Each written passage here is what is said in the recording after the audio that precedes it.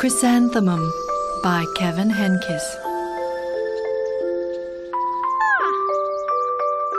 The day she was born was the happiest day in her parents' lives. "She's perfect," said her mother. "Absolutely," said her father. And she was. She was absolutely perfect. "Her name must be everything she is," said her mother. "Her name must be absolutely perfect," said her father. And it was. Chrysanthemum. Her parents named her Chrysanthemum. Chrysanthemum grew and grew and grew. And when she was old enough to appreciate it, Chrysanthemum loved her name. "I love my name." She loved the way it sounded when her mother woke her up. "Chrysanthemum."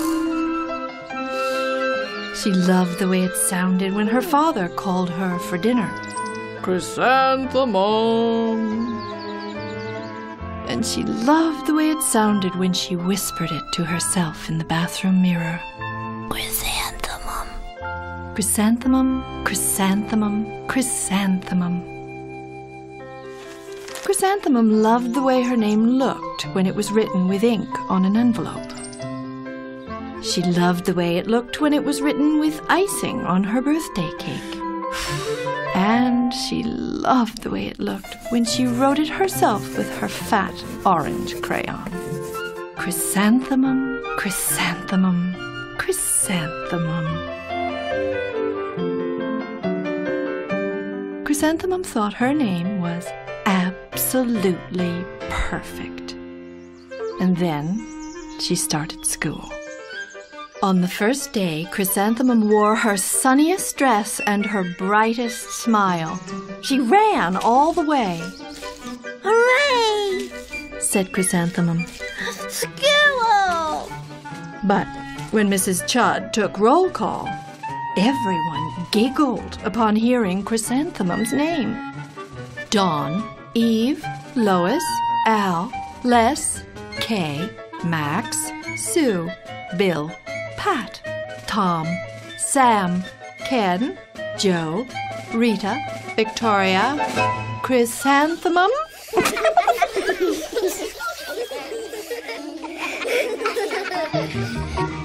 "It's so long," said Joe.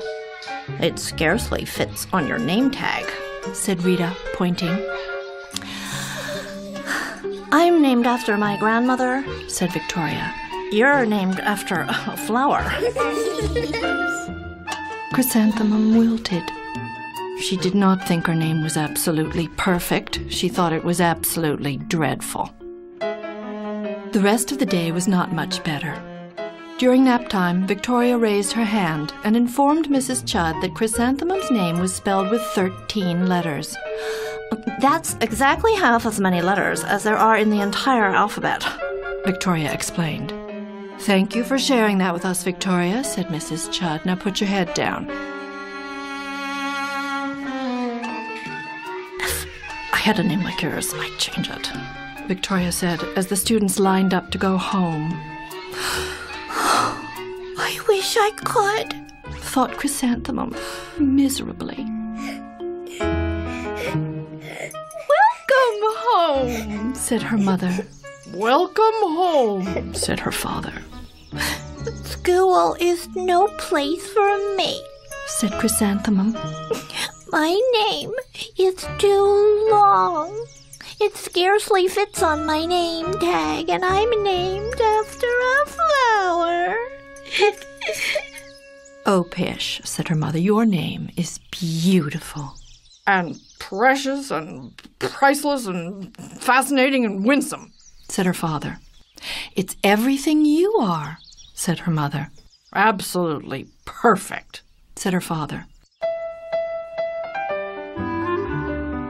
Chrysanthemum felt much better after her favorite dinner, macaroni and cheese with ketchup. and an evening filled with hugs and kisses and parcheesi. That night, Chrysanthemum dreamed that her name was Jane. It was an extremely pleasant dream. The next morning, Chrysanthemum wore her most comfortable jumper. She walked to school as slowly as she could. She dragged her feet in the dirt. Chrysanthemum, chrysanthemum, chrysanthemum, she wrote. She even looks like a flower, said Victoria as Chrysanthemum entered the playground. Let's pick her, said Rita, pointing. Let's smell her, said Jo. Chrysanthemum wilted. She did not think her name was absolutely perfect. She thought it was absolutely dreadful. The rest of the day was not much better. During nap time, Victoria raised her hand and said, A chrysanthemum is a flower. It lives in a garden with worms and other dirty things. Thank you for sharing that with us, Victoria, said Mrs. Chudd. Now put your head down. I just cannot believe your name, Victoria said as the students lined up to go home. Neither can I, thought Chrysanthemum miserably. Welcome home, said her mother. Welcome home, said her father. School is no place for me, said Chrysanthemum. They said I even look like a flower. They pretended to pick me and smell me. Oh, pish, said her mother. They're just jealous. And envious and begrudging and discontented and jaundiced, said her father. Who wouldn't be jealous of a name like yours, said her mother. After all, it's absolutely perfect, said her father. Chrysanthemum felt a trifle better after her favorite dessert chocolate cake with buttercream frosting, and another evening filled with hugs and kisses and parcheesi. That night, Chrysanthemum dreamed that she really was a chrysanthemum. She sprouted leaves and petals. Victoria picked her and plucked the leaves and petals one by one until there was nothing left but a scrawny stem. It was the worst nightmare of Chrysanthemum's life.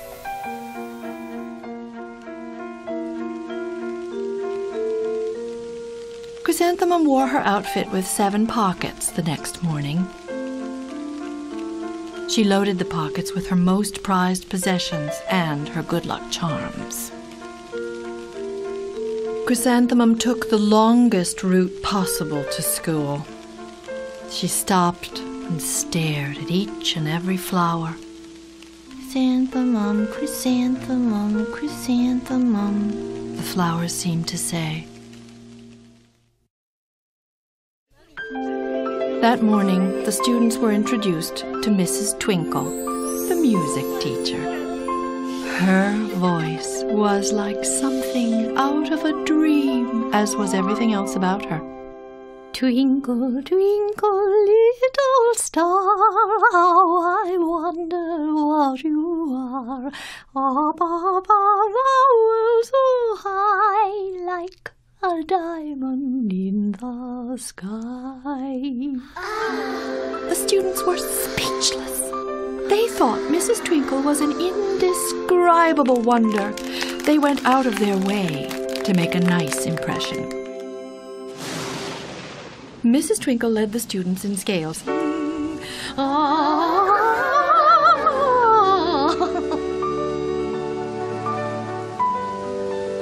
Then she assigned roles for the class musicale. Victoria was chosen as the dainty fairy queen.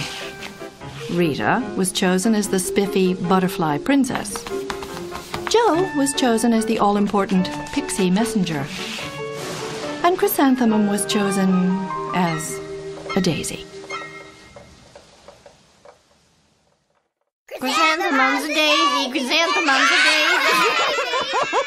Joe, Rita, and Victoria chanted, thinking it was wildly funny.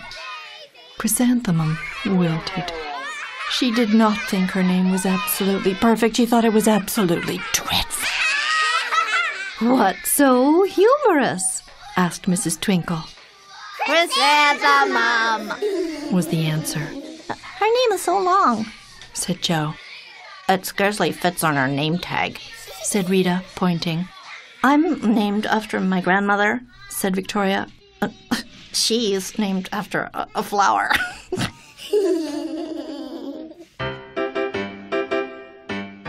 "My name is long," said Mrs. Twinkle. "It is?" Said Joe. "My name would scarcely fit on a name tag," Said Mrs. Twinkle. It would," Said Rita, pointing. "And," said Mrs. Twinkle, "I'm named after a flower, too." "You are?" said Victoria. "Yes," said Mrs. Twinkle. "My name is Delphinium. Delphinium Twinkle. And if my baby is a girl, I'm considering Chrysanthemum as a name. I think it's absolutely perfect." Chrysanthemum could scarcely believe her ears. She blushed. She beamed. She bloomed. Chrysanthemum, chrysanthemum, chrysanthemum. Joe, Rita, and Victoria looked at Chrysanthemum longingly. "Call me Marigold." Said Joe. "I'm Carnation," Said Rita, pointing.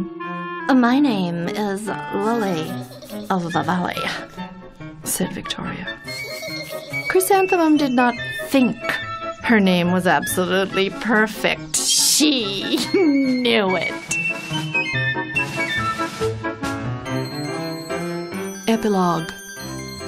Overall, the class musicale was a huge success. Chrysanthemum was absolutely perfect as a daisy. Victoria made the only mistake. She completely forgot her lines as the dainty fairy queen. Chrysanthemum thought it was wildly funny, and she giggled throughout the entire dance of the flowers. Eventually, Mrs. Twinkle gave birth to a healthy baby girl. And of course, she named her Chrysanthemum.